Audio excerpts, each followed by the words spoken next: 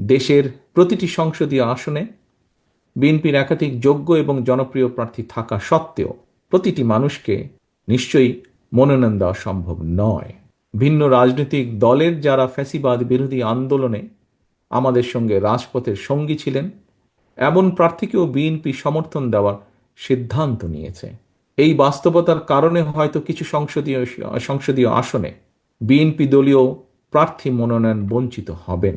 বিএনপির সর্বস্তরের নেতাকর্মী সমর্থকদের কাছে আমাদের প্রত্যাশা, দেশ এবং জনগণের বৃহত্তর স্বার্থে, গণতন্ত্রের স্বার্থে আপনারা এই বাস্তবতাটিকে মেনে নেবেন দয়া করে।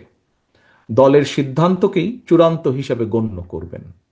আপনাদেরকে আমি আবারও স্বাধীনতার ঘোষকের সেই কথাটি স্মরণ করিয়ে দিতে চাই, ব্যক্তির চেয়ে দল বড়, দলের চেয়ে দেশ বড়। শীঘ্রই পর্যায়ক্রমে বিভিন্ন আসনে বিএনপির মনোনীত দলীয় প্রার্থীদের নাম আমরা জানিয়ে দেব দলের পক্ষ থেকে।